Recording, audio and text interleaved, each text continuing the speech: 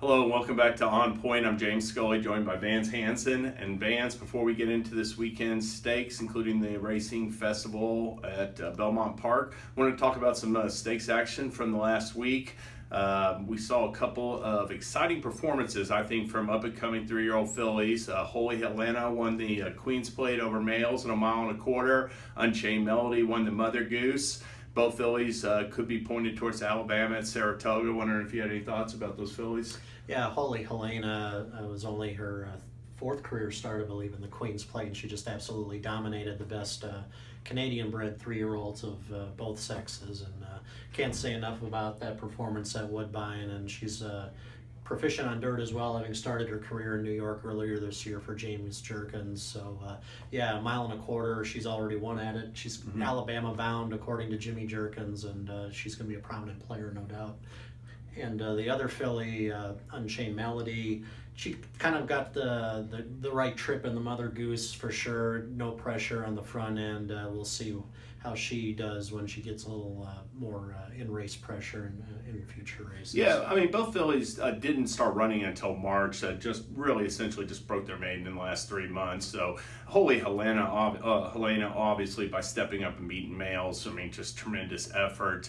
You know, it did come on to Petta, and her last both stakes wins have been on that surface. But like you said, she's won on dirt by Go Zapper. It shouldn't be any problem. And you know, it's a little bit like after last year when Arrogate came along. You know, didn't break his maiden until June, and then got good in the summer. Always on the lookout for exciting 3-year-olds like that. I wanted to ask you perhaps about a couple other in the juvenile fillies. We saw Surrender Now from First Crop of Morning Line turn in a huge race in the Land of Lucy, and Sunny Skies, the first North American winner from Animal Kingdom, won the debutante impressively at Churchill. Could be heading to stakes at Del Mar and Saratoga. Any thoughts about those? Yeah, it's sometimes these early season 2-year-old races, the form doesn't always carry over to the summer meets at Saratoga and Del Mar, and in the fall, you know, as the races get longer, heading into the Breeders' Cup. But two quality individuals there, and we'll see how well they improve once the competition gets a little tougher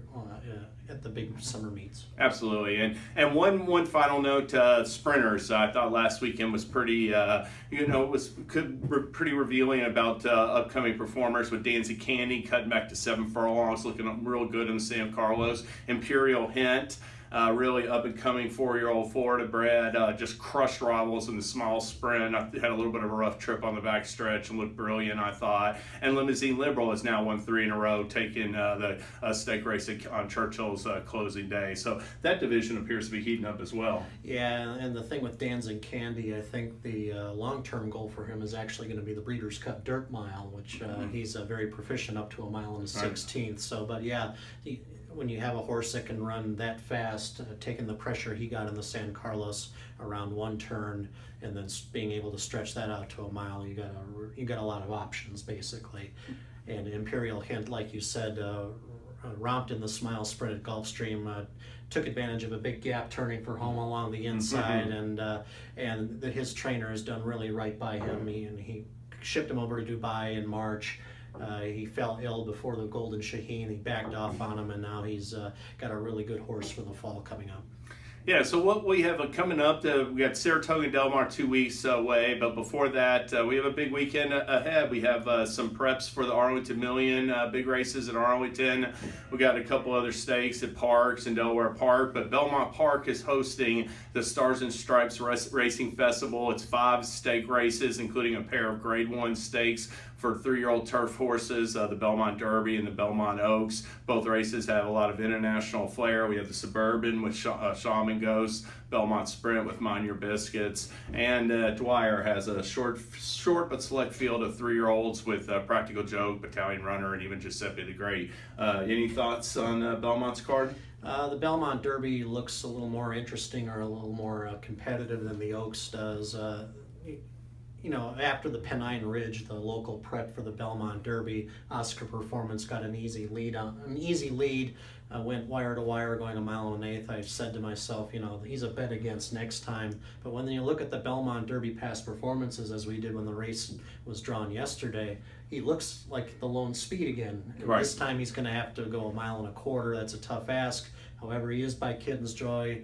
out of a theatrical mare. He's bred to get the distance. He might have a favorable pace scenario again on Saturday. We'll find out, but he's going to have to fend off some really good ones, especially the domestic horses. Belmont has 2 really good ones. I know Yoshida is one that you really love in that race, and also Good Samaritan, who ran second to him in the Pennine Ridge. Yeah, and I agree with your points. I mean, his races when he came back this year are really disappointing considering how good he looked in the Breeders' Cup Juvenile Turf Oscar performance. But like you said, that win last time, while he did accomplish it wire to wire, on an easy lead, it could like wake him up. It could be a real confidence builder, turn him around. It'll be interesting to see how he runs. But you're right. The horses I like most in the Belmont Derby are a pair of up-and-coming turf horses, Arklow and Yoshida. They both broke their maiden at Keeneland on the same day, essentially in the same race, but it was split into divisions, mile and 8 turf race, and came back and won, I thought, impressively in stakes, with Arklow winning the American Turf, beating several of the horses in the Belmont Derby, and Yoshida winning the James Murphy on the Preakness undercard. So looking forward to seeing how they run. Chad Brown has 4 in the Belmont Oaks, including a real tough French shipper, first time, and New Money Honey. Yeah, New Money Honey is the best of the American contingent, Breeders' Cup winner. She bounced back to form last time, but the horse to beat on Class's Sister Charlie, who just missed winning the French Oaks by a length to Senga just about 3 weeks ago. So, I mean, if the French form holds up, she's probably going to be very tough to beat in there and at short odds. Yeah, and then, like you said before, there's 3 Euro shippers. Aidan O'Brien has a pair in the Belmont Derby and 1 in the Oaks, and 3 in both races. Shaman Ghost looks like a huge favorite in the Suburban. He'll be odds on. I did think the Belmont Sprint Championship came up pretty interesting. Mind Your Biscuits has a race since winning the Golden Shaheen by 3 lengths, but he'll be facing a little bit of a tough task in there with Unified, Stall Walking Dude, and Awesome Slew. Who could very much benefit from a speed duel. Right. I think this race is 7. I think the race is 7 furlongs too. Right. So it could set up very well for him if the pace is really lightning fast. All right, well, didn't even get a chance. Practical Joke, Battalion Runner in the Dwyer. And Giuseppe the Great, who's very interesting. Yes, you see, I agree with you with Giuseppe the Great. I like an up-and-coming horse like that as well. Well, thanks for joining us for On Point. Vance and I will be back next week and recap the races and look ahead as we get closer to Del Mar and Saratoga. All the best to everybody.